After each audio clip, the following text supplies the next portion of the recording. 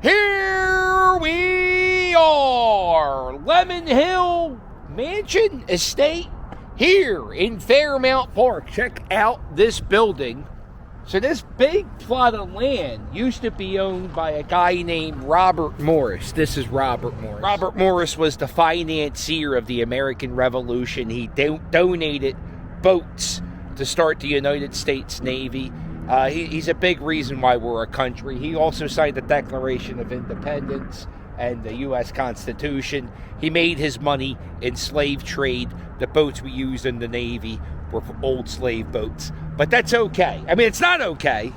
I for some reason, I feel the need to say all this every time I talk about it. So way back in 1770, Robert Morris bought this property that we now know as Fairmount Park. He called this property The Hills, and he had a big greenhouse. He was into exotic plants. He had exotic fruit growing. I don't know if lemon's really an exotic fruit. In 1799, Robert Morris, the man who financed the American Revolution, goes into debt, and they had to sell this property he called The Hills under a sheriff's sale. In 1800, this guy here, Henry Pratt, buys the property, right?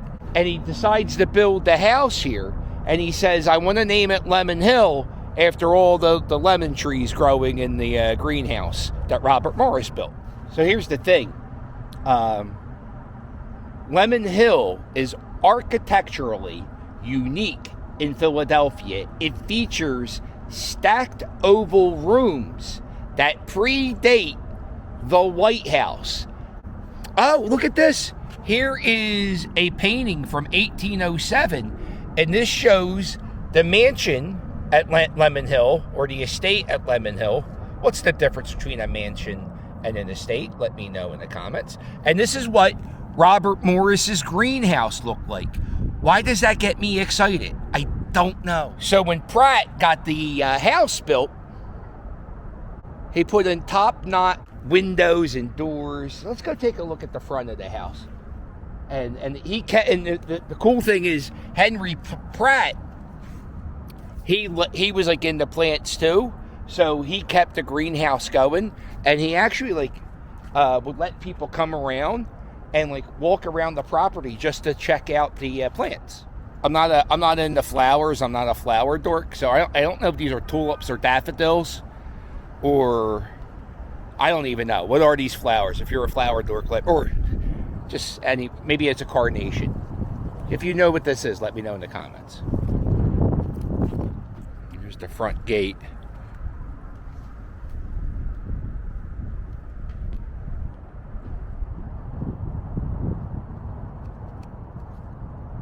Man, that window above the door, isn't that nice? The windows that they're using today are old windows. You can tell old glass if it's really wavy and it's not super flat or clear. And they have a garden today. It looks like somebody's working on it. Here's the other door. I think this is owned by the city. The city of Philadelphia owns or maintains a bunch of old mansions.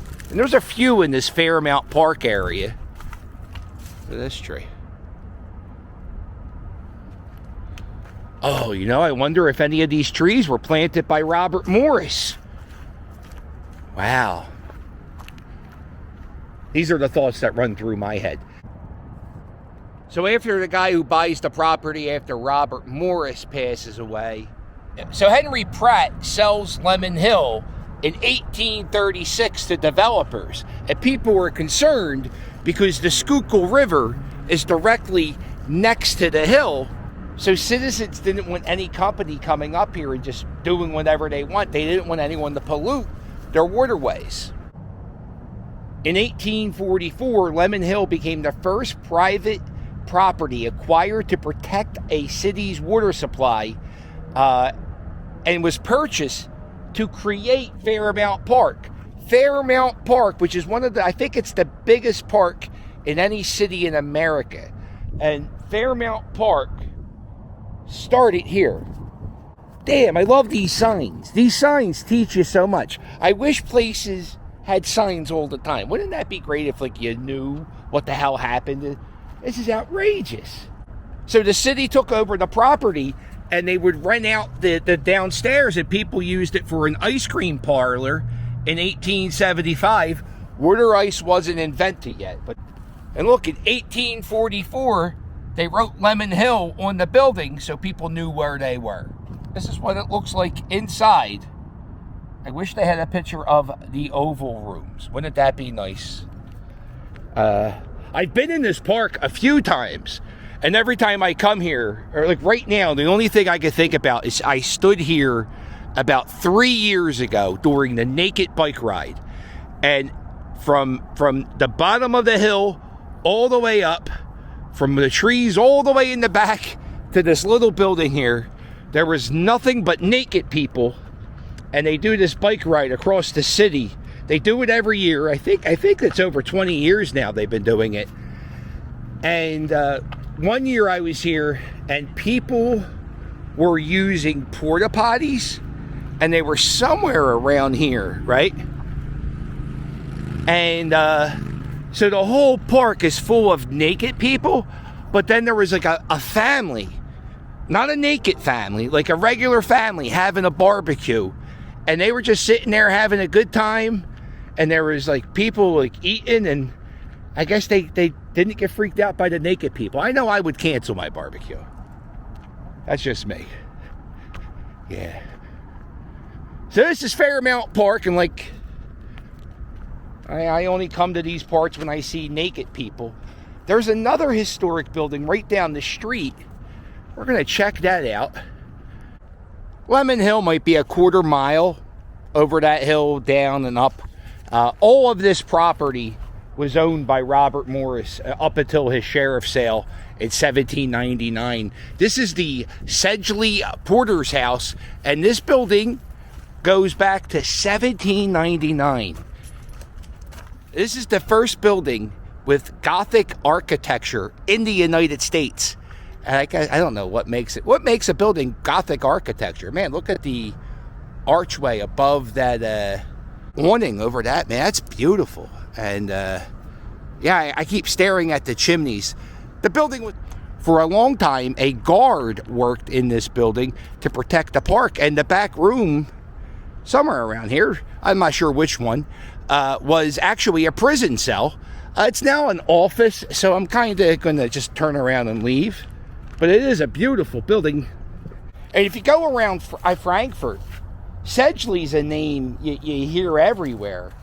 And the mansion, his mansion, looked like this. That is the first cardinal of the 2024 bird watching season. I'm not a birder. Whenever you see the Cardinals in town, and I'm not talking about the baseball team or the football team, I'm talking about the birds with the red stuff, that means baseball season's real close. So I'm very excited. We got one more statue over here. Let's check this out. There it is. Morton McMichael. There's his statue. Who is Morton McMichael, you ask? I don't know. You know what? Google's a pretty cool thing once in a while. Morton McMichael was an editor, and he was the editor of the Saturday Evening Post, which was published here in Philadelphia inside the Curtis Building. Well, that's it. That's my day here at Fairmount Park. Saw two mansions. The house that was sort of the inspiration of the White House. That's the story I'm telling my friends. We met the mayor of Philadelphia, and we got to talk about naked people. So if you can, please hit the like button. Please hit subscribe. If you want to check out the naked bike ride video, I will try to have it pop up at the end if you're watching this on YouTube. Bike ride. And make sure you hit like and subscribe. And I'll sail with you later. Maybe I should spend some more time at Fairmount Park today.